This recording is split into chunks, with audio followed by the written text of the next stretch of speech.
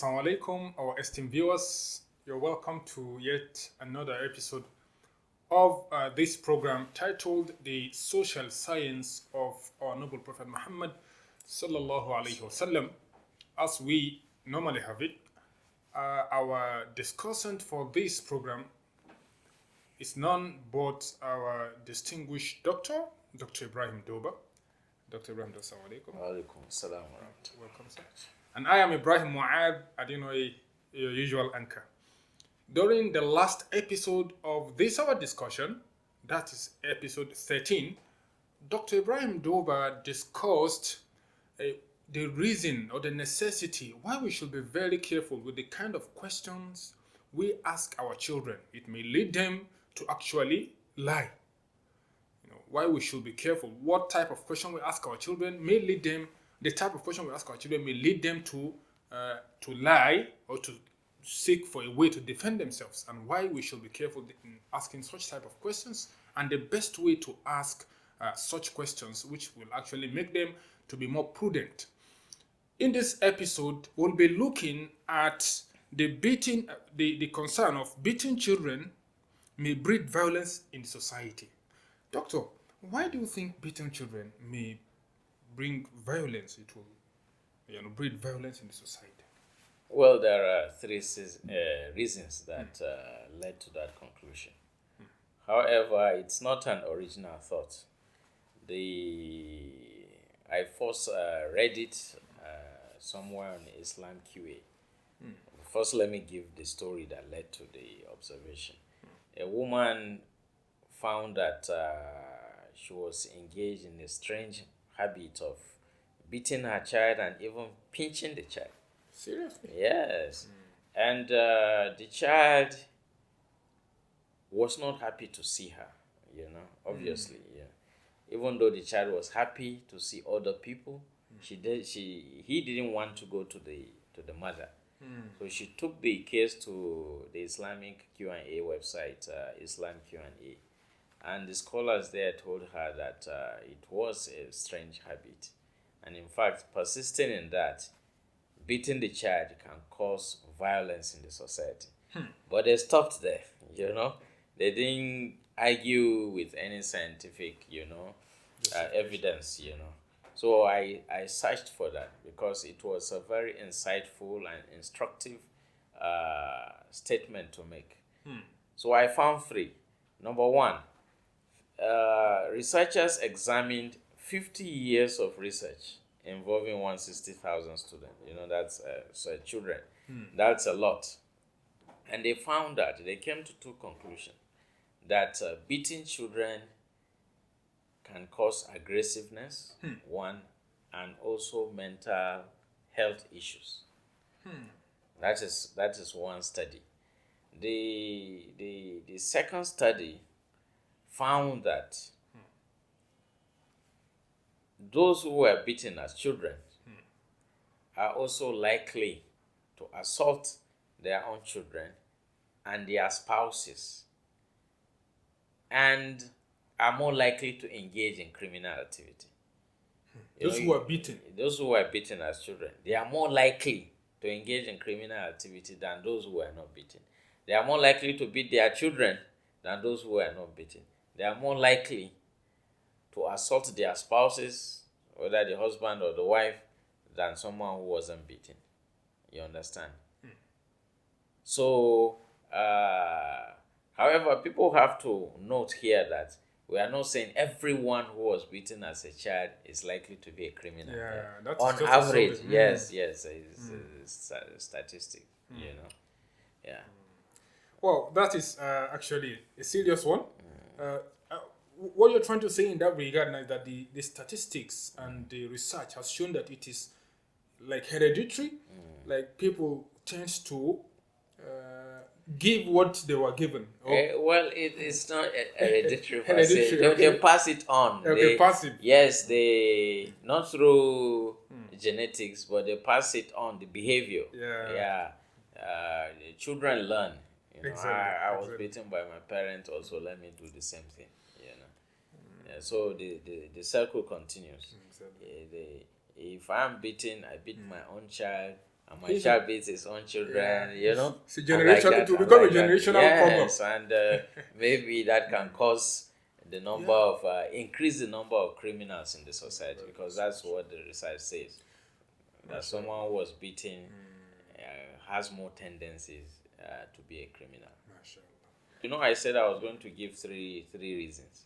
Okay, now. The first one is that a research was done to examine beating children dating back 50 years. They examined 50 years worth of research involving 160,000 children, and they concluded that that can cause mental health issues violence, and aggressiveness. Good, that's Number one. Number two is the research that says anyone who was beaten is more likely to beat his own children and also beat his wife or husband. Or the wife beat the husband. Yes, there are some wife beating husband. Of course, very strong. Of course. Especially the strong ones. Yeah, exactly. And also they are more likely to exhibit criminal tendencies. Oh, that's number two. That's number two. Number three is the survey that was done in America, which says that 65% of American parents believe that children should be smacked, and 50% of them practice it. Yeah. And look at America today. You know, it's a nation of violence. You know, a child can take a gun and go to school and shoot everyone. Simple. You know? So unfortunate. So many things like that. If you see the number of homicides committed in the country, it's mind-boggling. Yeah, you go to other countries, you don't find that. Even though it's in America, in the Western Hemisphere, it's mostly America, UK and Australia, where it is legal to beat your own children. But at a certain stage, you know, you can't beat. It's illegal to beat anyone, but your own children. You know? But they are human beings. Yeah, you can smack. That's what UNICEF said.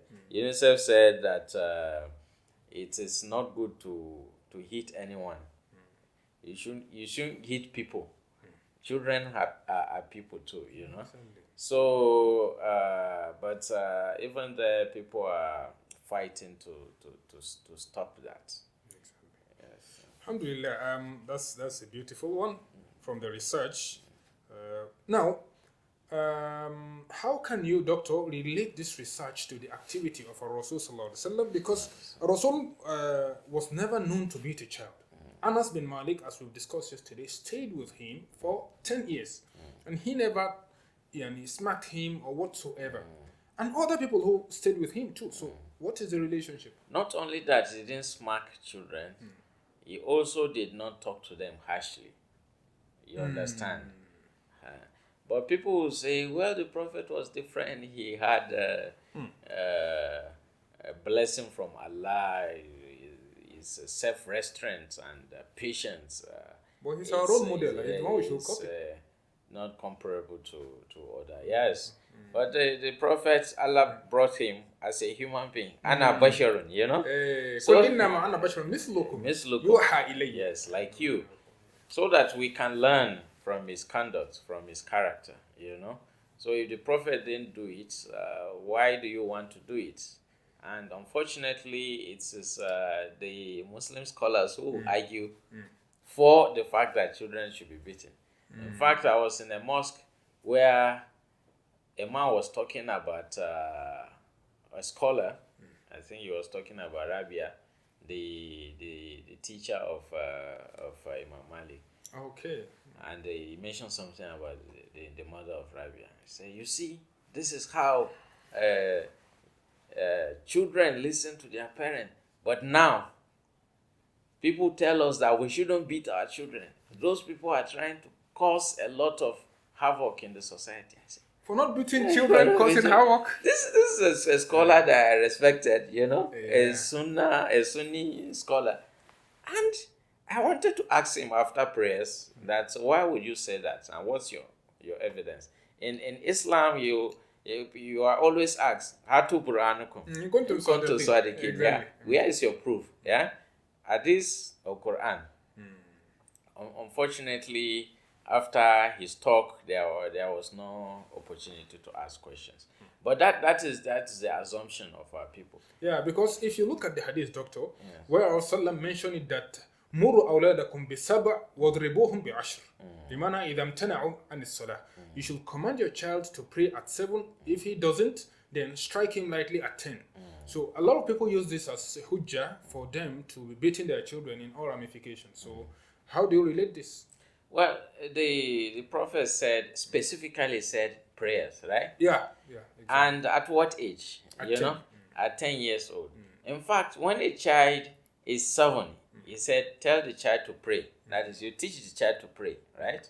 And if we are going to look at other systems of education, like in Finland, for example, where children go to start their primary education at the age of 7, and they are top of the world, this we can easily see in the practice of the prophet, that tell the children to pray at the age of 7, right? Tell them. You don't have to even force them. If they refuse to pray at the age of 10, you should beat them. But how do you beat them? Lightly, right? So this is very important and instructive. If the prophet say beat a child, at what age? And for what? For what exactly? For what? Now you are beating a child because he is having difficulty studying, learning. You teach the child, he doesn't understand. You repeat, he doesn't understand. The third time, he doesn't understand. Then you start beating. Smack him. Is that what the prophet said? No.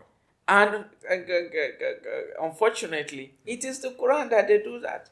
You go to our Quran schools, Yeah, Islamiyat. the Islamiyat, where children study the Quran. They beat them. When my child came back to Nigeria, he was 4 years old, and he went to Islamic, the Quran school, and he was beaten, and that caused him to lose his confidence. You understand? Before, even to adults, my son can engage in a conversation. But a time came that even to me, he would say, if he wanted to eat something from my plate, you say, Baba, what are you eating? You know? You go roundabout instead of telling me Direct. confidently that this is what I want. Give me some of what you are eating. You know? So it is the impact of beating on children's confidence and self-esteem and mental health and their character. Destructive. It's bad. The outcome is very bad. Alhamdulillah, I think that's a lot of lessons we've learned so far from a doctor regarding how we should, set up our moral conduct and mutual conduct with our kids, respect to beating, and why we shouldn't beat them. That has been justified Islamically and scientifically. We'll be stopping here for now. Our esteemed viewers will go for a short break. When we return, we'll continue from our discussion where we stop now, inshallah. Assalamu alaikum wa rahmatullahi wa barakatuh.